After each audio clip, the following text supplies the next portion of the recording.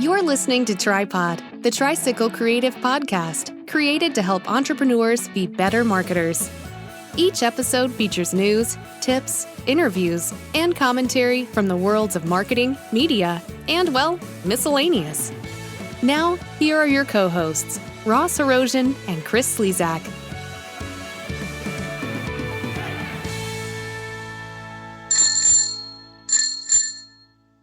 It is Tripod, and it is show number 10. I am Ross, joined as always, the Hagrid to my Dumbledore, Chris.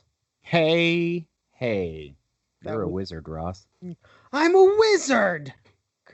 That's a great news. It's the best news I've heard all day, my wizarding skills. How are you? I'm good. How are you? I kind of bring that up because I know that we're both two nerds playing the new Harry Potter mobile game. Yeah. Every time I think I got you beat too, I always pop in and look at yours, and I'm like, dang it. Yeah, I'm not really. I don't know. I pass a lot of whatever you want to. A lot of checkpoints for the audience. For the audience, here's where Chris plays dumb. This is where Chris is like, I don't know, I pass things. But meanwhile, in other conversations on Slack, it's well, let me tell you about the greenhouse that I got today and the seed packet I got. I'll trade you. So this is all fakery. You're pulling magic right in front of our ears right now. Right. With lies. Yeah, it's a little frustrating. It's frustrating. I have to go out of my way to really do anything. You know, even living in a big city, nothing. My house and my work are not on top of anything. Yeah. Some people I have to want it. I have to want it, and I also have to explain to my wife what it is that I'm doing. I'm not gonna lie, which is not fun. No, I've been playing it for 2 weeks, and my wife has been very accepting. However, in a grander sense. This is, oh man, I hope I don't go super deep, but so I just got done finishing the Zen Diaries of Gary Shandling on HBO. And there's a lot to that to unpack there. I'm not going to go into, but I'm not even sure how this is going to tie into Okay. Well, the reason Harry being Potter. is because there is obviously from that title, there's a lot of kind of Zen and various stuff in there. And I felt like that generally in life recently, I haven't really been present.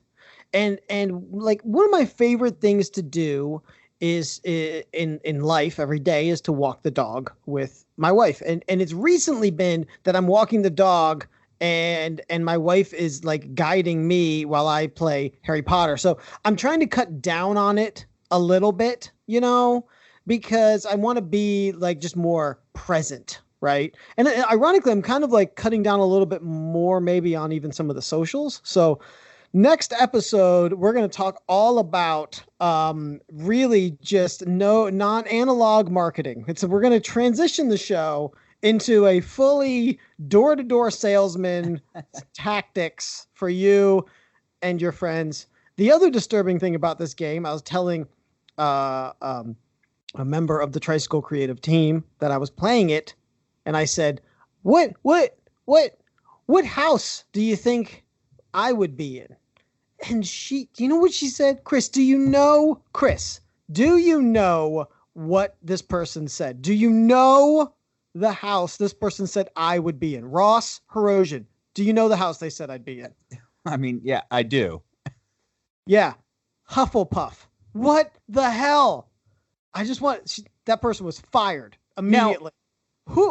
Let's not remember, it wasn't but a few episodes ago you told me I was a Hufflepuff. Well, so all of this sort of it's different when you say other people are, but to hear the spell cast upon yourself. Do you know who is a Hufflepuff? No one does. No one knows who a Hufflepuff is. Let me tell you who's a Hufflepuff. Pomona Sprout.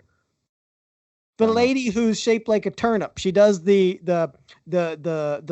potions class. Oh, well, that makes sense. I mean, I'm shaped like an onion, so I mean, it makes sense that I'm on the Wizarding World. There's a Harry Potter podcast now. Sorry, folks. Just bear with us for a second. Newt Scamander. Okay. Star of the most recent Beast movies. Okay, whatever. Stopped Grindelwald, whatever. And then here's the next character in line. that the Fat Friar. He's not even it's a cartoon. Oh, it's not even a person in a character called Fat Friar. So what I'm getting out of this is that you're into this game. Listen, what I mean, I'm playing the game. All right, folks. But if you, it is a very interesting, it's not truly revolutionary because it's built by the same people that did Pokemon Go and the augmented reality, the walking around. So it's very similar, but Harry Potter. Anywho, that's not really what we're here to talk about, right? Are we here to wait? Are we? I don't know, but we could though. I mean, I'm wondering, podcast? Are there no like good marketing tie-ins? Like, is Adidas not releasing any like wizard shoes, for when you go walking? That's a good idea. That's $1 million idea. Let me tell you another. Hold that thought. Write down $1 million idea because my wife had another one today. But when the first Pokemon Go came out, there were people that were flocking to try and do that kind of thing. But I don't think that there are those types of opportunities, like to actively sign up to do and provide things. I could be wrong. This is one of those where I'm just being honest with you folks. I don't know. Sprint, I think, had something going where like when you were near a Sprint store playing Pokemon Go, like their store had more, freebies you would get. Freebies. Yeah, like within the game. I think actually some of the cellular stores do something like that, but I don't know. I'll look into that. I'm not sure how much opportunity there is for that because I think it as weird as this sounds, it is potentially dangerous maybe because it's a game where you kind of got to walk around and I don't know, and kids play it. Maybe there's some sort of weirdness there that you could. I don't want to. Also, that's a different podcast, a true crime podcast. I don't want to get into. All right, but that's plenty of those out there. I'm surprised that like hoverboards and Segway and everything also haven't gotten in, or even like any of the the bird scooters and stuff. They don't have any that look like brooms or whatever. Nothing like that yet. Give it time. It just came out like 2 weeks ago. Give it time. Harry Potter's been out for 30 years. Give it time. The Wizarding Worlds existed for millennia. You hadn't even known, Chris. So what an idiot, right? Totally. He didn't even know. Okay. We're not here to talk Harry Potter. We just happened to do that today. We are here to talk about the wild world of digital marketing and helping you, the listener, just become more informed, become a better, smarter, more creative marketer. Right. And we do that through talking about 3 topics. And those 3 topics, Chris, what are the 3 topics? I want to say music, pop culture. No. No. Potpourri. No. Wrong. They're all 3. That's 3 strikes. Potent potables. No. Okay. It's media, marketing, and then typically your subject, which is miscellaneous. And who knows what the hell that is on any given week. But and we talk about them. We talk about what's going on inside of these stories. In some cases, we talk about how it can impact your marketing, how it can maybe inform your marketing. This week, we bring, I think, a lot of topics to the show that are just like really kind of super creative.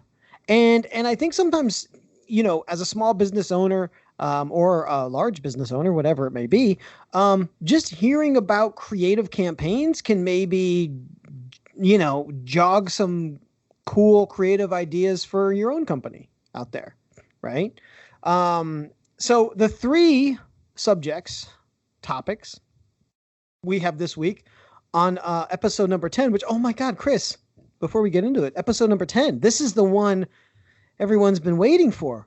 So many people have said, can't wait for the first double-digit episode of Tripod, the Tricycle Creative. I assume they just meant. I just assumed they meant they couldn't wait for it because it was the next one. They'll say the same thing about 11. I assume. No, definitely not. Just the first one to really hit double digits. This is a biggie. And if you remember, I wanted to do a highlight clip show. And then you didn't want to do that at all. So just, I was like, I took audio. Here's the recording. Chris, we should do a great clip show of our favorite moments of the show. And then you said,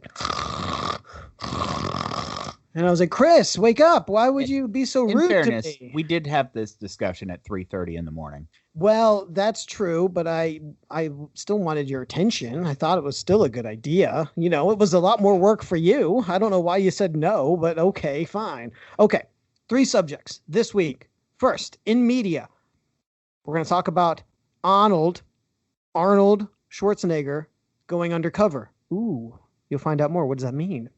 We're also going to talk about, in our miscellaneous category, we don't always do them in order, we're going to talk about a book report. So every so often, actually not I read a lot of books. And when I do, I always take notes on my books. And then I do book reports on the Tricycle Creative website. So we're going to take one of those book reports and we're going to talk a little bit about that. The book this week is called Pumpkin Plan. And lastly, we are going to talk about a Cheetos and KFC hookup. How about that, Chris? How does that show sound? I am excited and a little bit disgusted. Perfect.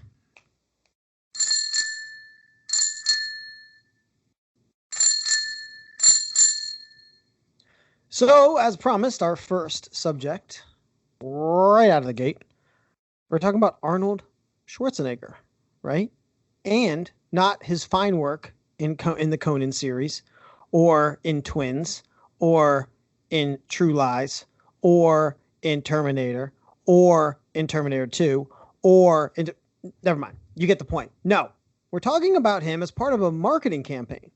Now, Chris, do you want to talk a little bit about this? Because I know we had kind of kicked the video back and forth. Do you want to... I brought it to you. You brought it to me, and we watched it, and it's an advertisement, essentially, for an electric car company.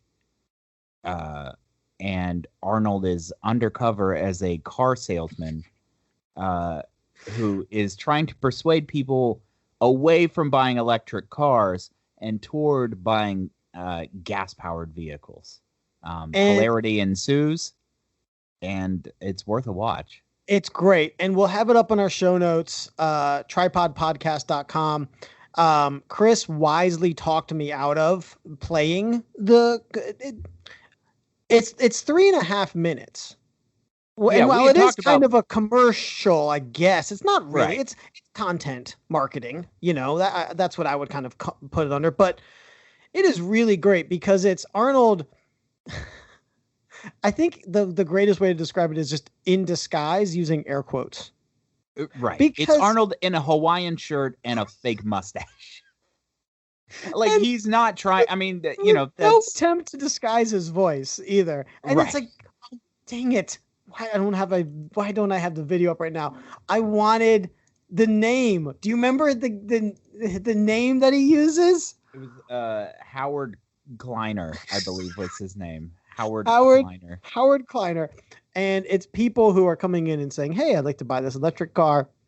And he is attempting his very best to dissuade them and buy gas-guzzling cars, including a Hummer, which he brings up and just proceeds to gun the engine in front of the family, just puffing smoke all over them.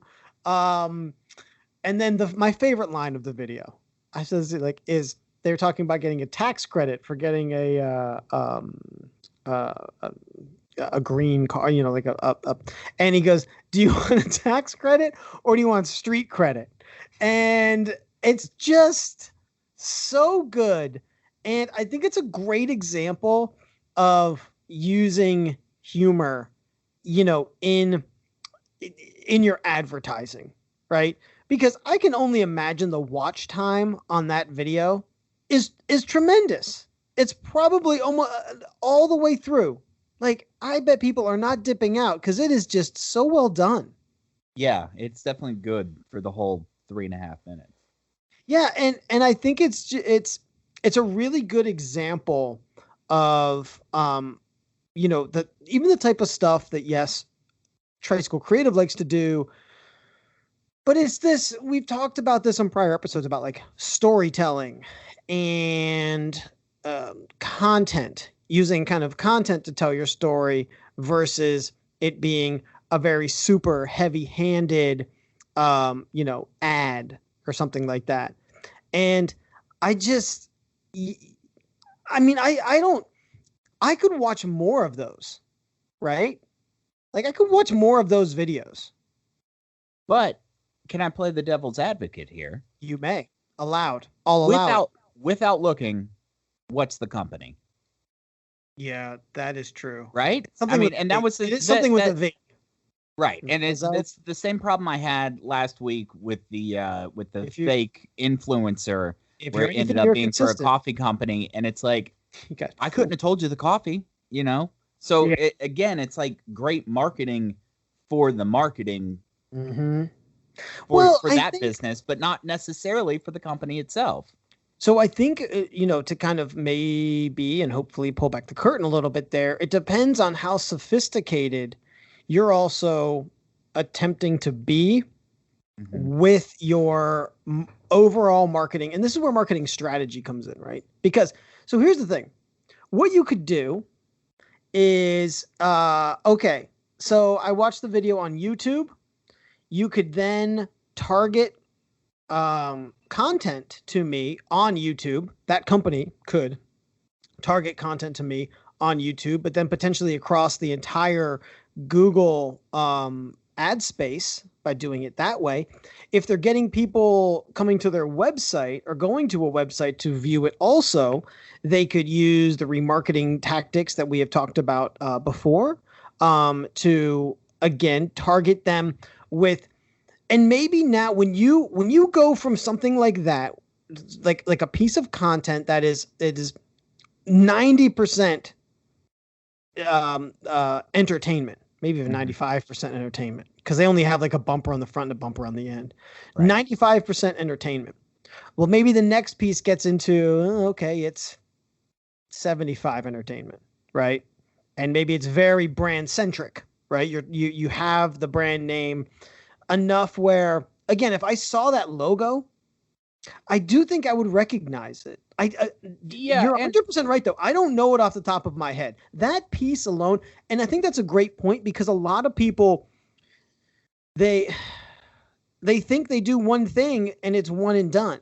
And that kind of philosophy doesn't apply to anything else in your business. You don't just do your taxes once and you're done. You don't just make the donuts once and you're done, right? Marketing, just like any other part of the business, has to be a consistent thing. Yeah, that's a good point. And also, I mean, in fairness, I'm not in the market for an electric car, but let's say that you're driving your Hummer around. That's right. Yeah. You're driving your I'm Hummer trying to pollute as much as possible. And you're pulling your RV behind that, and behind your RV, you got your boat. All that sweet tripod money that you're getting from doing this show. It really makes changing lanes a pain in the ass. But let's say that I were shopping around for an electric car, I would definitely pause, because right now, what's the only other brand I know is like Tesla. Yep. So if I were shopping around, I'd be like, well, there's got to be other options. What about the guy, what about the company that had Arnold? And I would at least, like, to that end, it would affect me. To be fair, and again, I'm not looking because I wanted to stay true to your question. I'm not looking or clicking or anything like that. I don't even know if that's a car company. Could be a battery. Yeah. I think, I don't know actually what it is. It could be a nonprofit. It could be like a CarMax, like an online car selling thing, but with only green car. I don't know. I really don't know. Now, am I curious enough to query it? Only because we're not talking about it. But with a kind of a plan in place, whether it's a consistent content plan, because maybe that series is something that could be interesting with other actors, similar to maybe what we'll talk about later, a KFC route that they've gone. But, could you do that with other well-known actors? Sure. Could you do that with a Tom Hanks? I don't know if it would be as silly. It probably would be. Tom Hanks is pretty silly. Could you do that with a Dwayne "The Rock" Johnson? Probably. Be great. I don't know. Like, and maybe we'll see those. Maybe they won't be as funny. Maybe they won't be as good. But it's not just about the content. Content is. Are you ready? Are you ready? I'm ready. Sitting down? It's like the gasoline in a car, Chris. That's what it is. Oh, wait. Bad example here, maybe. It's like the plug. It can help to move along your strategy. Content can help to get your message in front of potentially new audiences. If you had just said, hey, here's some commercial with kind of some guy trying to convince, I don't know if it would have been as appealing. Right, because you really could have put anybody in that role. Yeah. But, right, certainly it wouldn't have been as effective. I think you obviously have. I mean, Arnold is not. He's a brand in himself. I mean, he's a known, even still, I would say, a household name. Oh yeah, no question. And what's the last movie he made? Someone of the Terminator. I'm guessing Expendables, right? Oh yeah, that's true. Yeah, that's true. That's true. I don't know which one. 2, 3, 7. I don't know. 3. I think 3. I don't think they have another one past 3. I'll watch those. I watch those sometimes. All the time. Sometimes all the time when they're on TV. Isn't there a new Terminator? There is. That's the one I just said. There's a new Terminator coming out or is out, or I don't even know. I've lost count of the term. The one with Linda Hamilton's coming back. Is this a movie podcast? It is, right? We're talking movies this week, right? Okay. Right. Anyways, we're not going to go into when that Terminator movie comes out, or if it's already out. We'll be sure to not review it up on our website, which is tripodpodcast.com. But in closing, content really, really helps to move forth your marketing message, but it has to be a part of an overall strategy. And if you want to watch this video, you can Google it. We all know you have the Google. Good for you. But it's also up in our show notes, tripodpodcast.com. And there, Chris, if you remember, we're on what show are we on, Chris? The Big 1-0. Big 1-0. You can find our other episodes up there too. tripodpodcast.com. Onward.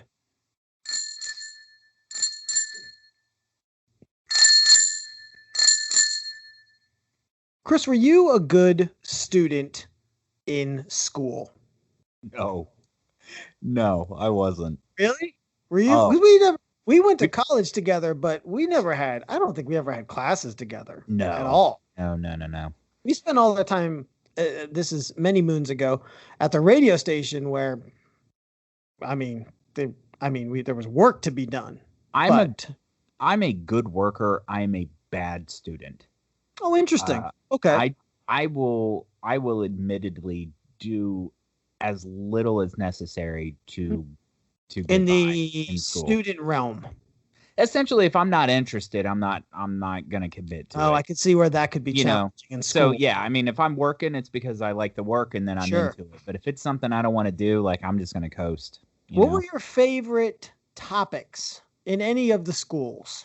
Oh, I'll tell you. Band floated me through everything because I would have like 8 band classes, so I would still manage a good grade. What kind of curriculum did you have? You went to 8 band classes. Is that all you had? Oh, you wouldn't believe. I probably did have at most like 4 in one semester in high school. Wow, that's a lot of band. It's a lot of band, but then like C's and D's in math. So what are you gonna do? Mom actually, to be real, the last time I went home just a couple months ago, my mom still had my report cards and pulled them out and was like, "Do you want these?" And I was looking at the grades. Like, why would you keep them with these grades? Absolutely not. You're like a C average student. Who's your mom showing that to? I mean, look at my son. He's not on drugs, and he got all C's.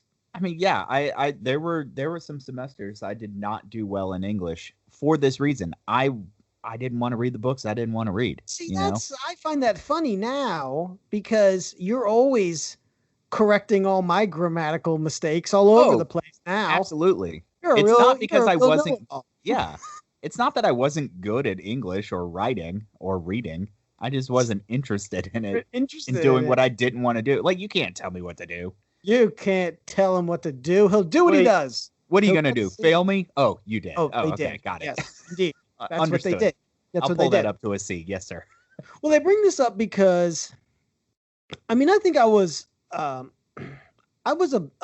pretty good student, similar to you. I think you always do better in the subjects that you're more drawn to. I was not very good in the sciences. The fact that I had to take one science in college almost made it so I didn't get out of college. But I feel like I have continued to be like really curious, which has I think definitely helped me throughout my career, but I think it continues to help me as a entrepreneur, right? And so one thing that I do on the semi-regular, and I'm admittedly a little bit behind, is I will read many business books, to the point where if we go on vacation and my wife leaves her Kindle in the hotel and I give her mine, there's not a single thing on it that she would want to read. Like, there's just maybe a couple fiction stories, but almost everything else is business books. Yeah. And so, but when I read them, I read them on a Kindle. I am a prolific. I highlight a lot, whether it's digital or even when I read a book. I highlight, I take notes, I do all that stuff. And what I do is I save all that stuff inside of Evernote when I'm done. I literally write up a book report. Did you know this about me? Did you know how much of a dork I am? Okay. No, I did not know that you were doing book reports in your free time. No. Yeah.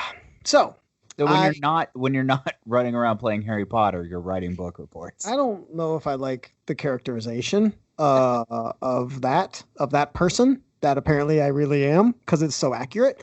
But I take these book reports and I share them on Tricycle Creative's website, which is tricycle-creative.com. And you can search for book report, and there's a section, a whole bunch of different ones. And today I wanted to talk a little bit about one of them, and it's called The Pumpkin Plan.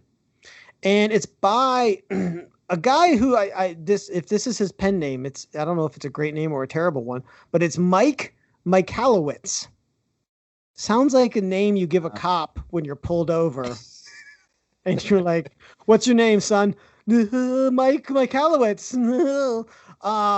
But he's written a whole bunch of books, and I've actually read many of them. We'll get into that maybe later. But Pumpkin Plan is about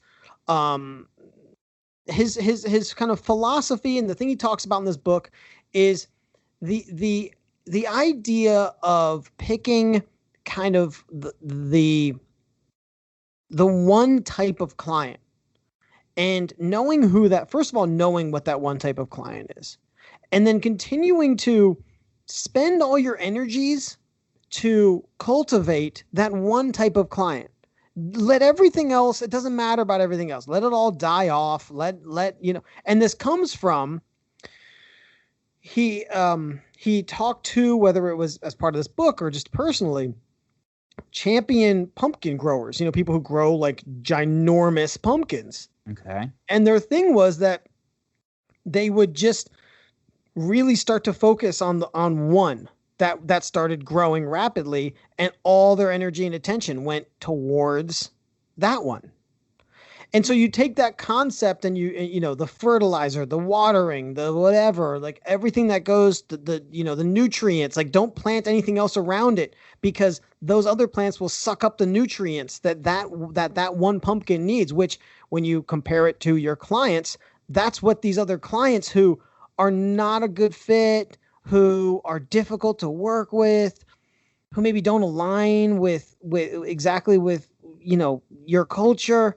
That's what they do. They suck the nutrients. They suck it right out of you, right? Yeah. As a business owner. And any business owner out there listening to this knows who those people are. Yeah, totally. Exactly. It's like kudzu. They strangle, and it's a really, really great book. He writes in a very accessible way, so it's not very stuffy. Some people don't like that. I personally do. It makes the read a lot faster. But, I think this is a very interesting thing because as a business owner myself, an entrepreneur, the hardest thing is saying no, right? Sure. I'm running a business, particularly in your first years, you kind of, in your head, you don't want to say no to anyone. Right. You want to take what you can get. Yeah. But realistically, it's kind of the worst time to be doing that because if you take those wrong clients, they become such a barnacle, that kudzu on the potential growth of your business, on your own energies, on your own creativity, on your own growth. And it's hard because when you become like an entrepreneur, I was thinking about this today, and I was like, you do it, I think, to a great extent because people want to work for themselves and have a certain amount of freedom. And you have this like freedom, this like a kind of emotional freedom, if you will. But really at the very beginning and throughout, you don't have like this financial freedom. And those things butt up against each other. When you're working in a corporate environment, your paycheck's steadier, mostly steady, Yeah. You may not be able to take any day off, any time off that you want. You have these rigid cultural, business cultural workplace standards, Yeah.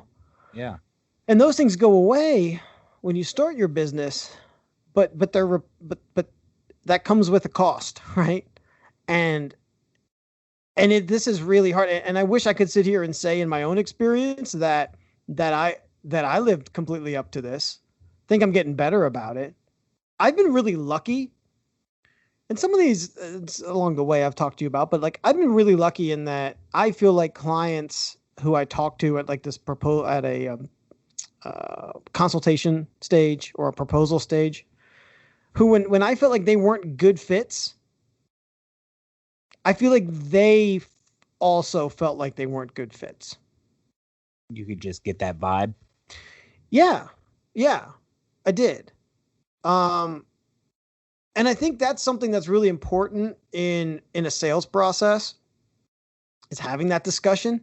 A lot of people don't. And then you don't know, right? I mean, you don't know. I'm really big on talking to my clients and saying, hey, I just want you to know, I don't look at myself as working for clients. I look at Tricycle Creative as working with clients. And that's a very important distinction to be made, in as far as how I believe clients should treat us, how also we should treat clients, and then by extension, how clients should treat the rest of the team, right? That this isn't a situation that, anyone's going to be disrespected or looked down upon. And that goes both ways. I don't look down on clients because they don't know about marketing.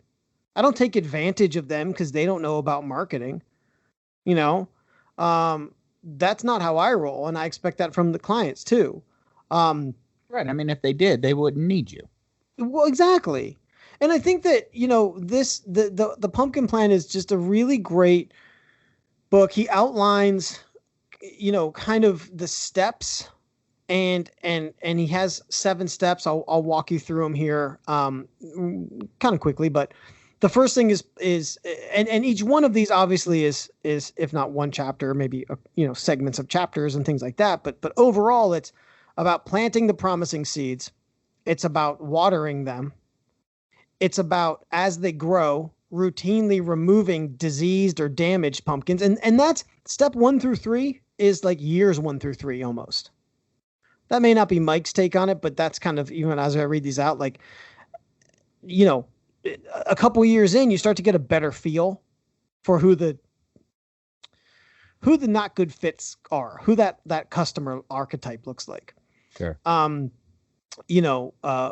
Next step for him is weed like a mad dog, he says. Like not a single green leaf or root permitted if it isn't a pumpkin plant. So if it's something that is essentially sucking, again, nutrients, and the equation there is that nutrients are like your time and your energies. You only have so many hours in a week, and you only have so many, like I say, like calories to give, if that makes sense. You know, you only have so much energy that you can give. His next step, when they grow larger, identify the stronger, faster growing pumpkins, then continue to remove the less promising ones. And then focus all your attention on the big pumpkin. Nurture around the clock like a baby, guard it like you would, he said, your first Mustang convertible. These are his words. I never had a first Mustang convertible. I had a first Honda Accord. So guard it like you would your first Honda Accord. Well, maybe that's not as good an analogy. And then lastly, watch it grow. You know, and again, this is all analogous and metaphorical. But the book was really good. He also had another really good book, which I actually run Tricycle Creative based on, and it's called Profit First, and it's kind of a accounting system similar to when you were ever like growing up, or maybe even in your household now, Chris. You're budgeting, like you put the money, you take actual money out and you put it into like envelopes, you know, and you spend only however much is in that envelope for that particular thing. I mean, you get the concept. Probably don't do it. Conceptually, yeah. I was gonna say I didn't have actual envelopes full of cash. No. Yeah. Yeah. Yes. Conceptually, yes. And that's kind of what the Profit First system is. Just talk a little bit. It's about paying yourself as an owner first, and being mindful of, if you're a business owner and you're not paying yourself, you're kind of starting to dig yourself into a hole, because you're not going to start to reap the rewards of a business. If you're continually just putting money back into it and you're not seeing the rewards, that can start to weigh very heavy on you. But that's another book by Mike Kalowitz, which may or may not be his real name, but he is on Instagram with that name. So has to be his real name, right? Right. We all have real names on the internet. Yeah, none of us. I mean, Ross is not my real name for sure. Chris is absolutely not your real name. I mean, I think I would have that name. What a weird name. What a weird name you have. Why would anyone pick that name? All right. Okay. Dial it back. Oh, sorry. Sorry about that. All right. So, in summary, I'm a nerd. Pumpkin Patch is really great if you're looking to try and be a little more methodical and focused and learn how to maybe spend more of your energies on clients that are fruitful. Pumpkins are fruit, right? Yeah. Or is it a gourd? Well, I think both. Regardless, if you're looking for your business to be more gourdful, then it's a great read. And I recommend it. And I also recommend that you go and check out some of my other book reports. They are up on tricycle-creative.com. And of course, they will be in the show notes, tripodpodcast.com. Chris, questions, comments, concerns, queries? Some inquiries, not related to this. Outqueries.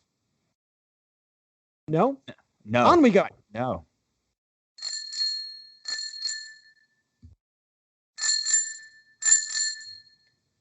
As we sit here and record this show, a historic show number 10, will go down in history as a number 10 episode of this podcast. I need to bring up something that is a limited time offer, Chris. Oh boy.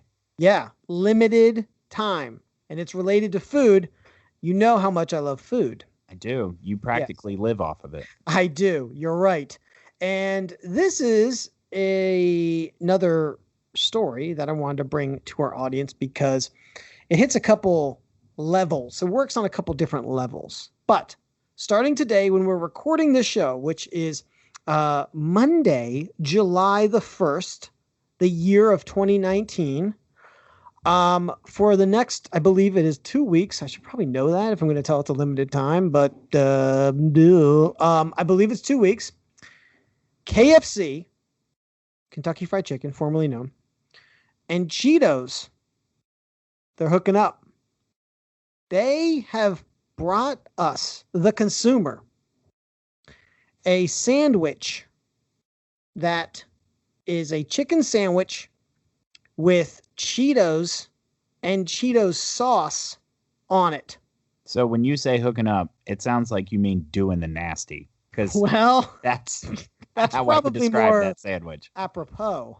Yes, I think that is a more appropriate defining of how these two have come together. Now, I had the opportunity to try it today. There will be a video on our socials. Hello, Tricycle. It'll be up there. You can go visit it. It'll be in the show notes probably too.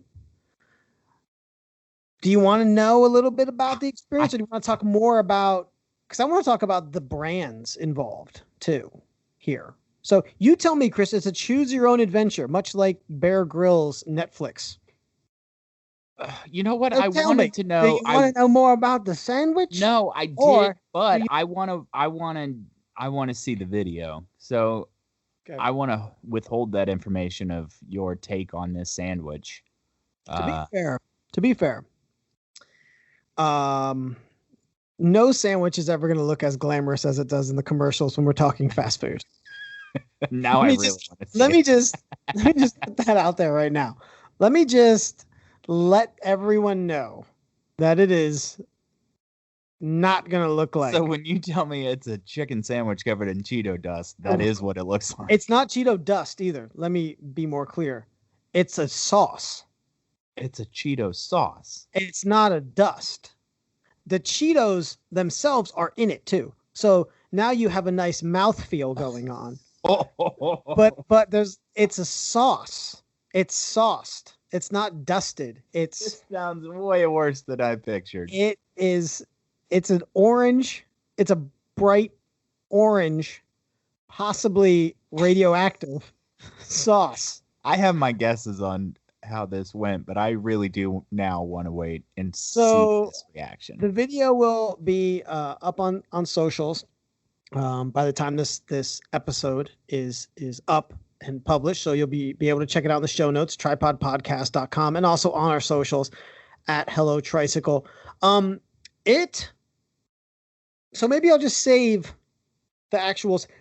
Do you want to move into the brand part? Because let's just skip over. Yeah, let's skip over to tasting. Maybe I'll come back to maybe the food will come back up. Just get it. You got it.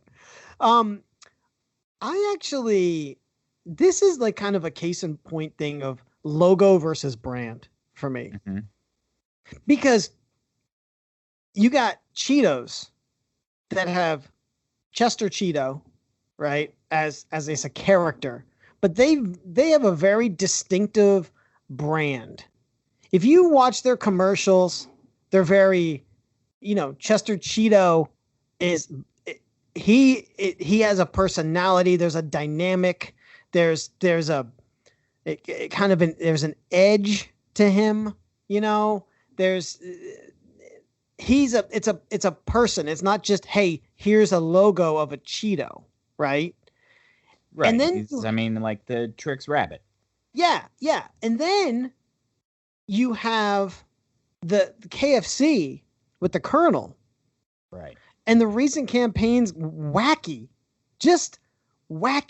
campaigns that they've done. And I feel like if you looked over time with KFC, I would suspect that probably in the 80s and 90s, it was about good old fashioned Southern cooking, home like style, kind of like Popeyes now, but like probably even more, just home style, blah, blah, blah, blah, blah. And it's like they just went full on into wackiness, they've embraced it, if you will. And they've done that with the Colonel, with like numerous different comedians. But yet, this is where brand identity really comes into play. How you can translate 6 different comedians, male, female, black, white. You can put them all into commercials and it all is still somehow consistent. Sure. Yeah. And the same thing with Cheetos. This is kind of a follow-up hit, if you will. So they did, and I didn't realize this. I forgot about this. Cheetos did a tie-in with Burger King a little while back this summer of 2017 with mac and cheese. They did mac and Cheetos. I don't even remember that. There's even now, if I showed you the commercial, I think you'd remember, because they used like a Return of the Mac song in it. By Mark Morrison. So I think you might remember that. Yeah. And then today, at the launch, oh wait, hold on. Desktop part. I'm looking at the, Dust and a Cheetos at the pop-up party. So there was a pop-up party, and there were Cheetos KFC hot wings, Cheetos loaded fries, and KFC mac and Cheetos bowls. So this whole, like, they just went bananas. That's in New York City. How do you get an invite to that party? You trade in your dew points, your Mountain Dew points, I think is the way you do that. Oh, actually, that does remind me. Listen, this is an honest pod. This is a safe place. This is a place. They also released, maybe not tied to this, but a very specific Mountain Dew flavor for KFC. It is terrible. It is no Baja Blast. If you think it's a Baja Blast, you're wrong. It's terrible. It's called Sweet Lightning, and it's it's an attempt at a sweet tea Mountain Dew. But here's where they went wrong. It's peach flavored. Oh, boy. There is nothing worse than fake peach flavoring. It left a flavor in my mouth that so is this what you attempted to wash down your Cheeto sandwich? Well, luckily, they give you the cup first. Let me take you a little inside the KFC game. You get the cup first, walk over, give it a little couple spurts of that. Right, maybe swish it around, get the notes, really get the nose on that thing. I got the bouquet on it, was lovely. And I drank it, and I instantly regretted it. It was more regret than the sandwich. No. Well, you're not just an entrepreneur. You really are an adventurer. I am a food adventurer. I don't think there's any food out there that I wouldn't be up to like trying once. I mean, there's probably a couple. Everyone has a couple things, but yes, can I sit here and say as a cop out that I was like interested in it from a marketing perspective? Yes. Was I interested in it as a marketing perspective? Yes. But I was interested to see how it tasted too.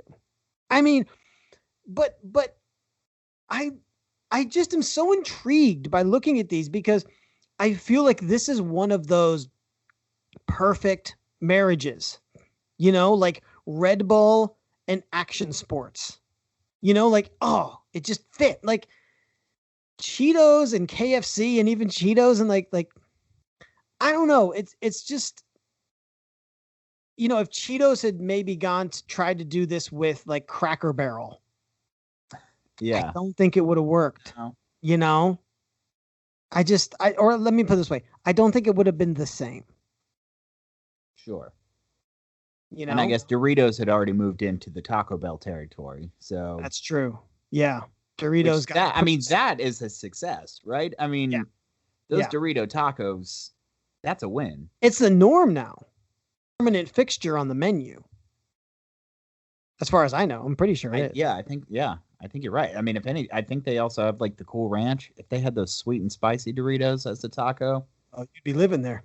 You'd be living there playing Harry Potter. Drinking Blast. Drinking Baja Blast. And I'd be right there with you. We would be recording the podcast there.